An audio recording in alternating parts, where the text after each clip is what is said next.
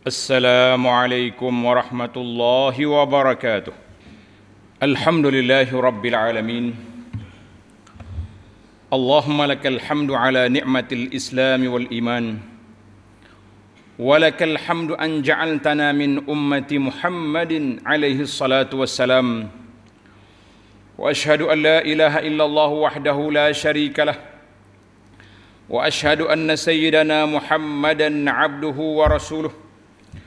Allahumma salli wa sallim ala nabiyyina Muhammad wa ala alihi wa ashabihi wa man sara ala nahjihi al-qawim wa da'a ila siratil mustaqim ila yaumiddin, amma ba'd. Faya ayyuhal muslimun, ittaqullaha usikum wa nafsi bitaqwallah, faqad fazal muttaqun. Sesungguhnya mendapat kemuliaanlah orang-orang yang bertakwa kepada Allah Azza wa Jalla. Maka dengan itu para jemaah sekalian,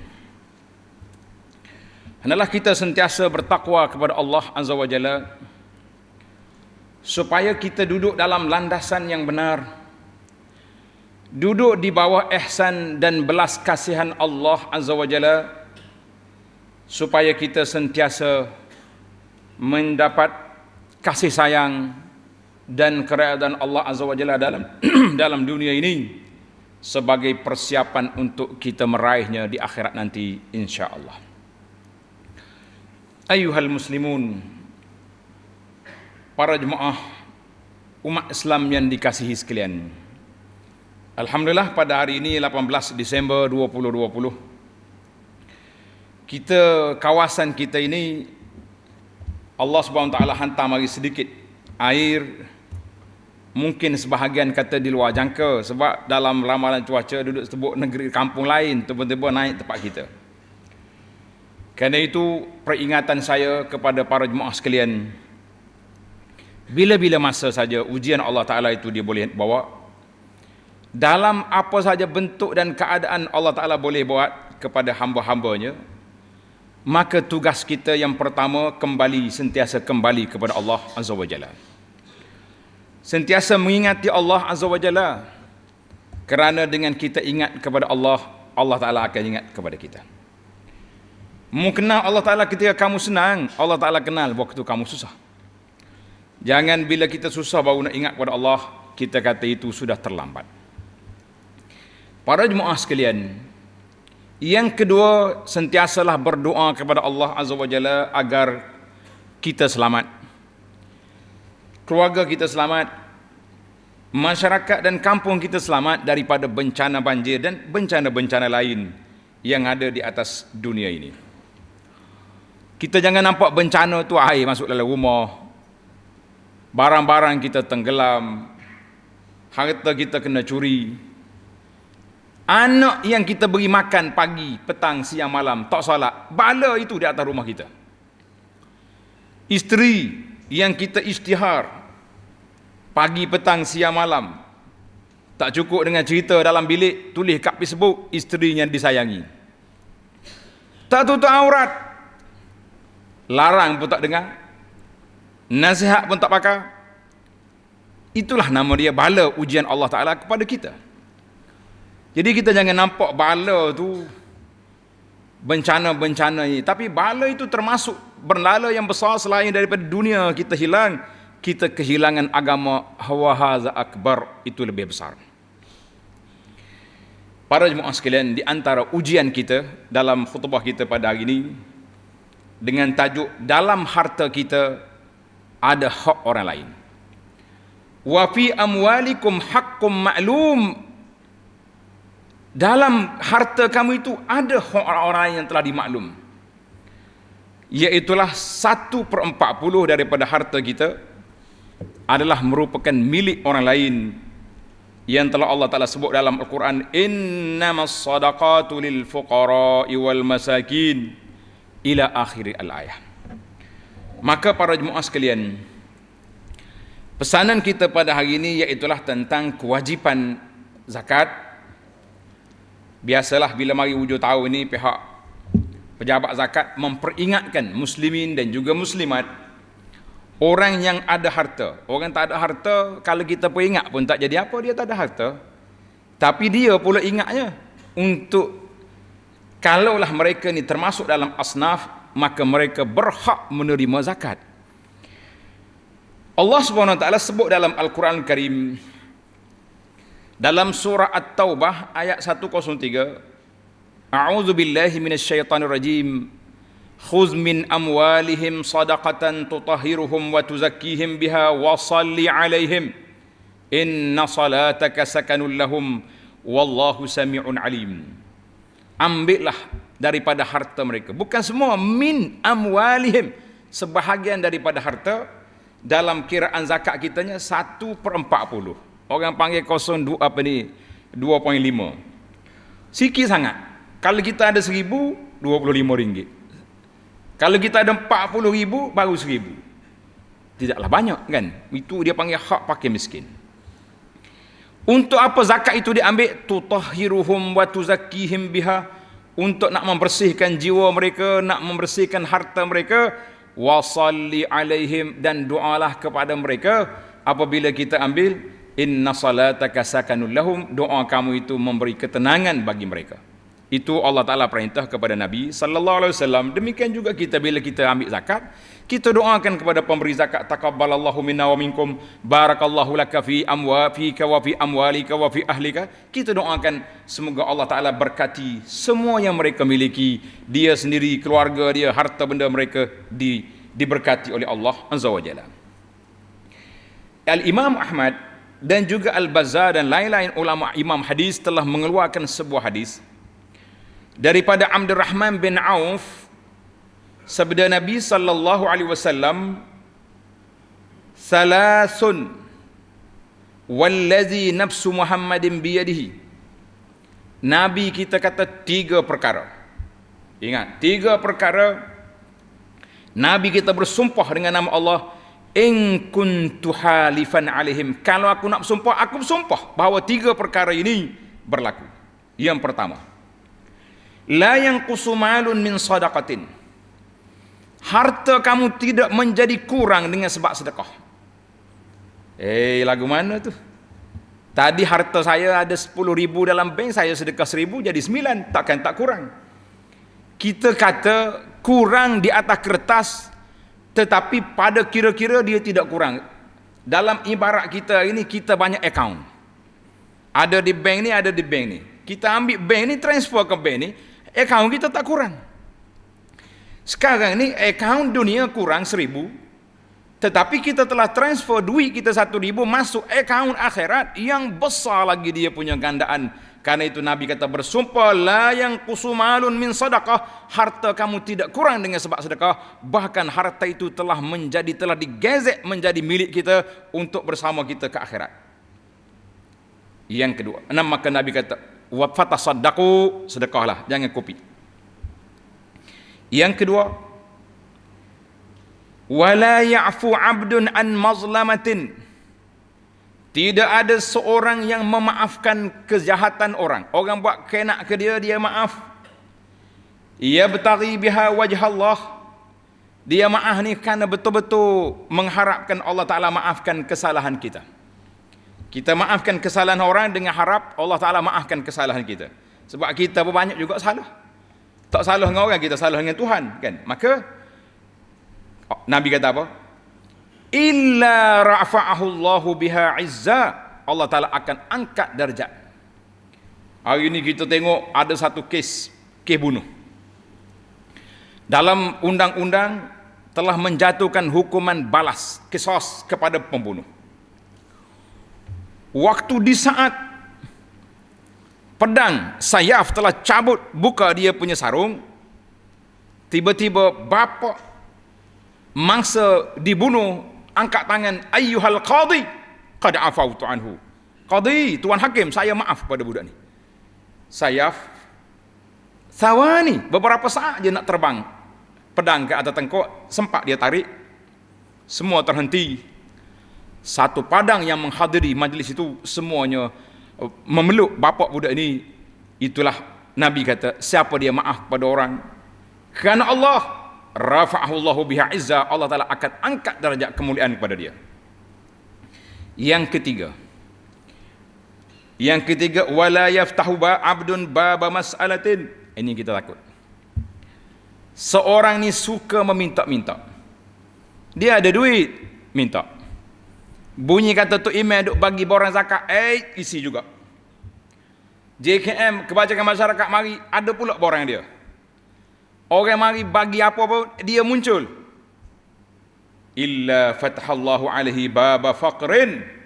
Nescaya Allah Ta'ala akan buka di hadapan dia pintu kefakiran. Fakir jiwa, fakir segala-galanya. Tamak nak pada orang, harta dia bertimbun tidak diguna. Inilah yang kita takut.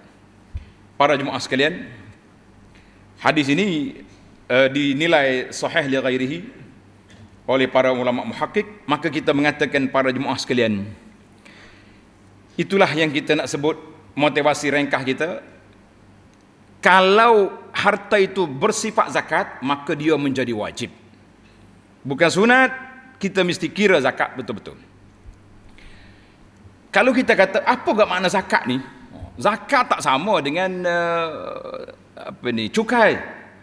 Cukai itu hak negara, betul-betul negara kafir pun ada cukai, negara orang Islam pun cukai juga. Tapi zakat ini hak Allah.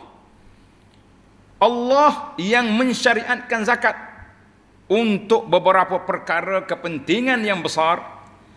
Kerana itulah para ulama mengatakan az-zakatu fil lughati at-taharatu wan-nama'u waz-ziyadatu was-salah wal barakah. Zakat itu dengan makna bersih. Bersih harta kita daripada hak orang miskin. Maknanya kalau kita tak keluar zakat, bermakna harta kita itu bergelumang, bercampur dengan hak orang miskin yang tidak layak untuk kita menggunakannya, tapi kita tak keluar. Yang kedua, harta kita nama subur, Allah Ta'ala tambahkan lagi. Yang kedua, bertambah lagi baik, dan zakat dengan makna al-barakah, Allah Ta'ala beri keberkatan kepada kita. Adapun zakat dari sudut syaraknya, maka ialah harta yang tertentu yang dikeluarkan kepada golongan yang tertentu, iaitu 8 asnaf pada waktu yang ditetapkan apabila sudah cukup nisab dan pusingan haulnya setahun. Maka para jemaah sekalian, zakat ini adalah merupakan suatu kewajipan, bukan pilihan. Kita kena ingat, zakat itu hakun maliyun, hak keuangan yang ditetapkan di atas kepala orang yang ada harta. Berapa banyak harta kita ada kena keluar zakat? Saya akan bagi faktanya nanti insya-Allah. Para jemaah sekalian, seperti yang telah diputuskan oleh Majlis Agama Islam Bita Negeri Kelantan, bahawa zakat, nisab zakat pada tahun kita ini iaitulah sebanyak 15,000. Tuan-tuan kena ingat ni, 15,967.6 sen. Hak mudahnya 16,000. Siapa dia simpan duit 16,000 ke atas, dia simpan mana? Bawah cerana, dalam bawah bantal, dalam bank, ikutlah dia tak mana pun, tapi duit dia telah melepasi 16,000 pada setahun yang lepas. 2 bulan 12 tahun lepas, bermakna bulan 12 tahun ni sudah haul, sudah cukup setahun, nisabnya sudah sampai, maka wajib katanya keluar zakat. Pelik sikit tu. Itulah dia panggil kadar nisab. Kadar nisab. Bukan semua. Kalau orang ada 10,000 seumur hidup tak kena zakat, dia boleh keluar zakat, dia boleh terima zakat kalau tak cukup, contohnya. Tapi kalau sudah ada nisab, itu sudah ada, maka dia menjadi kewajipan kepada dia, para jemaah sekalian, dia kena keluar zakat. Para jemaah sekalian, inilah yang kita peringatkan kepada muslimin dan juga muslimat. Sebab hari ini muslimat kadang-kadang lebih kaya daripada muslimin. Dia bekerja, dia ada harta, dia ada bisnes. Kalau kita tengok puak muslimat negak, kalau dia buat bisnes, habis benda dia jajar belakang dalam Facebook dia tu. Dia jual kepuk ke, jual gelar ke, habis. Janguk tu Allah Ta'ala yang maha mengetahuinya. Ya. Kadang-kadang kita duk mikir, makcik ni nak jual kepuk ke nak jual dia? Nyop make up lebih-lebih, kita kata tunjuk barang sudah, kenapa mari tunjuk tuan? Ini perangai dia panggil talbis iblis, permainan syaitan juga ada. Jadi suami pun kena cek juga. Kalau bini kuat sangat duk gimari duk jual benda ni, kena siasat dia gimana? Mentaka dia kaya pada kita jadi pakai jadi dari pok tu seumur hidup, kita kata lak. Kita ada hak. Baik para jemaah sekalian. Dalam hadis Nabi sallallahu memberi peringatan walam yamna'uz zakah. Tidak ada mana-mana kaum yang tidak mengeluarkan zakat illa muni'ul qatra minas sama'. Allah Taala tidak turunkan hujan rahmat dari langit. Kita kena tambah hujan rahmat. Kalau kata hujan saja, hari ni pun tak cakap nak cak itu hujan ada kita ni dah. Berapa kali berdoa dah Allahumma hawalaina wala alaina. Tengok air mari depan tangga. Kita kata hujan rahmat. Hari ni hujan depan tangga. Mungkin 2 hari lagi tak ada, kering kontan hujan. Air pun tak ada. Kita nak hujan rahmat, artinya hujan itu turun memberi rahmat, kebahagiaan kepada kita, kepada tumbuhan, kepada hayawan, kepada segala benda yang ada ini merasai rahmat. Sehingga Nabi kata walau lal bahaim lam yumtaru, kalau tidak kerana ada hayawan Allah Taala tidak turunkan hujan. Sebab apa? Sebab kamu tidak mengeluarkan zakat. Jadi para jemaah sekalian, zakat ini bukan satu perkara pilihan, tetapi adalah merupakan suatu perkara tanggungjawab yang Allah Taala letakkan di atas kepala kita. Kata di para ulama, saya baca secara ringkas, beberapa kelebihan zakat kepada kita dan harta kita. Yang pertama, orang yang mengeluarkan zakat, iaitulah orang yang membersihkan jiwa dia daripada sifat bakhil dan kupi. Kita ni sebenarnya orang yang yakin dan percaya dengan janji Allah Ta'ala, dia akan sedekah ya. Tapi ada makhluk Allah Subhanahu Wa Ta'ala ni, kalau tak paksa tak jadi. Maka Allah Ta'ala kata tidak hanya sedekah, galakkan, tetapi paksaan, iaitulah dengan zakat setelah cukupnya nisab. Berapa ribu tadi? RM16,000 untuk tahun 2020. Itu yang pertama. Yang kedua, orang yang mengeluarkan zakat ini tujuannya at-tafa'ul wujdani. Kita nak merasai kesusahan orang-orang dalam masyarakat kita, biar kita rasa susah. Kita ya senang. Orang lain tengok susah tak mengalir langsung. Tak. Pasal itulah aliran zakat itu mesti berpusing di kalangan innamas sadaqatu lil fuqara. Allah Taala letak nombor 1 lil fuqara wal masakin. Yang kedua orang miskin. Kadang-kadang jemaah duk tanya, apa beza fuqara dengan masakin? Apa beza dua ni? Sedikit perbezaan. Fakir ni orang yang langsung tidak ada pendapatan. Makna dia harap ke menoreh ya. Mari hujan gini, pencen tak bergaji lah dia. Itu dia panggil fakir. Ataupun dia sakit tak ada nak kerja, fakir. Masakin, miskin, dia ada kerja tapi tak cukup. Gaji 500, anak ada 5 orang. Kita kata tak cukup. Maka orang ni juga berhak menerima zakat. Kemudian ada orang tanya, dia ni ada kan dalam ayat zakat tu wal gharimin, orang berhutang. Saya hari ni ustaz tak cukup gaji ni. Gaji berapa? Tak banyak, 5,000, tapi tak cukup. Pasal kereta, rumah, berapa lagi hak beli. Kita kata itu tidak masuk dalam kira-kira al-gharimin. Al-gharimin ni orang yang berhutang kerana maslahah. Maslahatul ummah. Maslahah dakwah, kita berhutang kerana itu, maka orang tu je yang dikatakan berhutang boleh masuk dalam kumpulan ini. Kalau tidak, habis duit zakat kita, yang makan dia hutang kita belakang. Kalau kita hidup atas dunia ni, orang hutang belakang kita ni. Jarang atas masjid ni yang tak ada orang hutang. Tak? Orang tahu mana orang hutang ni. Kita hidup ni ada berhutang. Saya tak ada hutang belakang dah ustaz. Terlupa. Baru beli mesin air, berhutang juga walaupun sikit. Kita kata subhanallah, perangkap-perangkap ni tak habis-habis nak suruh jadi kita orang hutang. Tak, walaupun benda kecil, pergi berhutang juga pasal tawaran-tawaran yang diberikan. Baik, kita pergi kepada yang ketiga. Tujuan zakat ni tahqiqu mazid minat ta'aluf, supaya kita perhubungan kita di antara orang-orang yang rapat dengan kita, keluarga-keluarga kita. Sebab itulah zakat ni elok kita beri kepada keluarga kita yang miskin. Nabi SAW bagi tahu, kita beri kepada keluarga sadaqatun wasilatun, sedekah dan perhubungan silaturahim. Dua kita dapat. Masya Allah.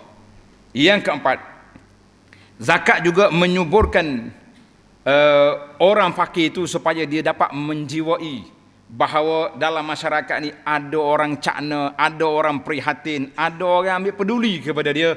Dia rasa dia salah seorang daripada anggota masyarakat. Yang kelima, az-zakatu syukrun li ni'matillah. Zakat yang kita keluar tu sebagai tanda kita bersyukur dengan nikmat Allah Azza wa Jalla. Wa'tirafun bi fadlihi, mengakui limpah kurnia dan belas kasihan Allah Azza wa Jalla kepada kita, maka kita syukur, kita keluar zakat. Lagi syukur, sedekah pula. Zakat kita 1 juta. Kita sedekah, wakaf, infak 2 juta, lagi besar.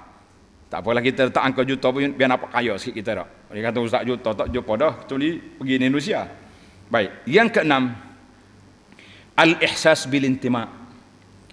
Kita pengeluar zakat merasai, menjiwai kita duduk dalam masyarakat seperti mana orang-orang lain juga di sana.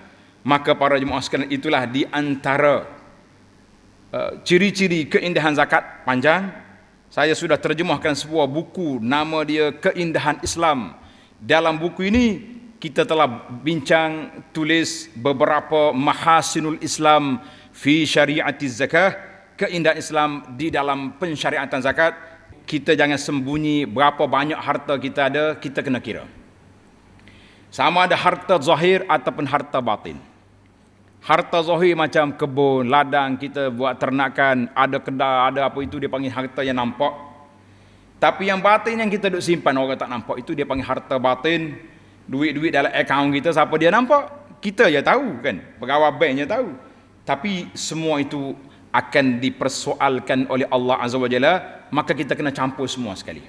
Campur semua, kemudian kita jamakkan dengan hisab berapa keluar daripada setahun, haul daripada tahun lepas sampai tahun ini, maka menjadi tanggungjawab kita keluar zakat. Dan kita bertakwa kepada Allah dengan memilih orang-orang yang penerima zakat itu dari kalangan orang-orang yang benar-benar berhak dan layak untuk menerimanya.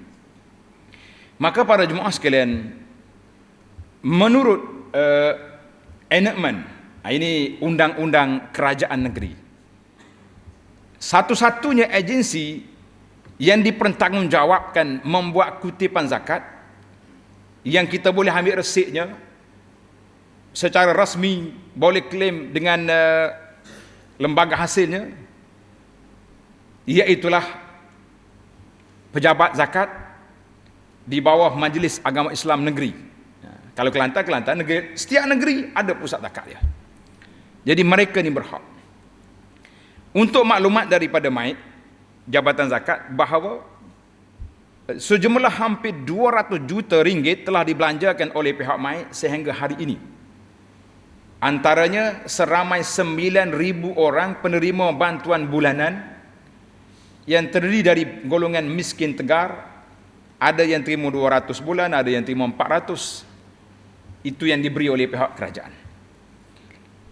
Jadi kalau 200 bulan, pakcik ni sakit, tak cukup lagi. Kita lah kena tambah. Masyarakat sekitar, jiran jangan kata, oh dia tu dapat bantuan dah tu. Bantuan tu kena kita tanya berapa dia dapat. Cukup ke tidak dengan keperluan hidup dia? Kalau tak cukup, masyarakat mujtama' sekitar menjadi tanggungjawab kita. Kan Nabi kita SAW larang, bukan benar-benar seorang yang beriman dia tidur kenyang, jiran tetangga dia kelaparan. Mari musim hujan ni, saya tak dalam kurungan syarah kepada hadis ni, tidak benar-benar beriman kita. Kalau kita tidur sedap dalam selimut, jiran tetangga duduk tidur di bawah tiris atap. Jadi kita masing-masing kena tanya khabar bagaimana keadaan-keadaan. Kita kadang-kadang kita tak dapat maklumat. Pihak yang bertanggungjawab tak sampai maklumat. NGO lebih sampai maklumat contohnya, sebab dia tak ada prosedur. NGO ni dia pergi jumpa orang miskin, dia boleh bagi duit dalam poket dia. Plastik makan-makan ada dalam punggung kereta, dia bagi je. Tapi ada prosedur, perlu kepada proses. Maka ahli-ahli qaryah yang mendapati mana-mana orang yang memerlukan bantuan, tanggungjawab tuan, sama ada kita ni ada jawatan penghulu ke jawatan apa benda dalam kampung, maklumkan kepada pihak masjid pihak masjid akan sampaikan kepada saluran majlis agama, sekiranya mereka layak dia dapat. Kalau prosedur itu payah, kita ahli-ahli masjid sama-sama kita membantu. Pagi ni dapat maklumat, tengah hari sampai, alhamdulillah. Nah, tak payah tunggu isi borang dan sebagainya. Maka kita kata wa ta'awanu 'alal birri wat taqwa, jangan menyalahkan siapa. Ni setengah orang ni, dia kata baik NGO pada mereka ni kalau dia tak ada prosedur, susah nak hidup kan. Maka itu di antara perkara yang kita kena ingat. Jadi sekali lagi saya ulang, nisab zakat untuk 2020 untuk Majlis Agama Islam Kelantan, Majlis MAIK dia panggil, MAIK, mungkin berbeza sedikit dengan negeri lain, iaitu sebanyak 15,967.6 sen. Siapa dia ada duit lepas pada tu, bilangan setahun sudah cukup, bayar. Boleh dibayar di kaunter-kaunter MAIK atau kaunter masjid bandar dan jajahan. Kita boleh dapat resit di sana, di samping kemudahan potongan rebate, cukai daripada pihak kerajaan bagi mereka yang kena cukai. Jadi itulah di antara perkara yang kita kena ingat. Baik, habis kalau kita pergi bayar sana tak dapat kau orang miskin, mengikut dalam peraturan dia ada, dia panggil wa'ad, bahawa kita boleh ambil 25% daripada duit itu, kita boleh minta balik untuk kita agihkan sendiri kepada orang-orang yang kita kenali, yang kita pastikan mereka termasuk asnaf, sama ada daripada kalangan keluarga kita atau orang rapat kita. Mana kalau kita nak, boleh. Jadi alhamdulillah para jemaah sekalian, peluang-peluang yang besar itu ada. Saya rasa penjelasan ini sudah ada, dan banyak lagi lah zakat-zakat lain. Contohnya zakat, kita ada zakat perniagaan, kita ada zakat harta simpanan, zakat tanaman, zakat ternakan. Satu lagi yang dibincang-bincangkan iaitulah zakat barang-barang perhiasan, zakatul huli. Jadi muslimat kita ni banyak sangat barang kemah dia tak ada keluar zakat, maka eloklah dikira zakat itu, dibawa ke kedai emas, timbang emas saja, permata-permata dia tu tak kira. Kalau kira mata berat dia punya timbangan, maka kita ambil kalau cukup kadar zakat dia 85 gram tadi dengan kadar 15,000 atau 16,000 tadi, maka eloklah dikeluarkan zakat. Walaupun perkara ini ada khilaf dari sudut mazhab, tapi bagi saya mengesyorkan supaya kita keluar zakat, supaya kita selamat di akhirat nanti insya-Allah. Kalaulah tidak jadi zakat full pun, kita boleh jadi sedekah. Jadi dua-duanya tidak akan rugi insya-Allah. Jadi para jemaah sekalian, pada musim banjir, musim hujan begini, sama-samalah kita jaga keluarga kita, anak-beranak kita, jangan duk lok mai air kot seh, kan? Jangan membiarkan mereka mai air, dan jangan jadikan banjir pesta air. Tahu pesta air? Hak laki-lakinya, hak perempuannya keluar duk tengok air, pakat duk selok betih belakang situ. Ini mengundang bala kemurkaan Allah Azza wa Jalla. Kerana itu kita kata banjir ini bukan pesta, banjir adalah peringatan daripada Allah Azza wa Jalla. Dan banyaklah doa kepada Allah Azza wa Jalla. Bila tengok hujan turun lebat, kita kata Allahumma hawalaina wala alaina. Ya Allah, bawalah hujan ini ke tempat lain, ke tempat yang tidak menyusahkan sesiapa. Bawa ke tengah laut, ke atas bukit, gunung ganang, di tempat yang tidak tidak menggelamkan manusia. Itu doa kita. Yang ada setengah orang ni dia, ya Allah jangan hujan tempat aku, hujan tempat lain. Jangan tunjuk kapur orang lain. Jadi kebetulan doa pula mustajab. Nyanyi kalau orang lain tenggelam, kita kena doa tahafuz dalam doa kita. Allahumma hawalaina wala alaina, Allahumma alal akami waz zarab wa butunil awriyati wal bihar. Jadi kita kata, ya Allah, alihlah hujan ini daripada tempat kami, pergi letak di tempat yang tidak membinasakan manusia dan makhluk-makhluk yang lain. Di tengah laut, bukit-bukit ke, di tempat-tempat yang lain yang tidak membinasakan orang. Mudah-mudahan kita selamat insya-Allah. Dan jangan lupa doa Covid pun jangan terlupa. Covid pun masih lagi wujud. Angka-angka itu masih ada.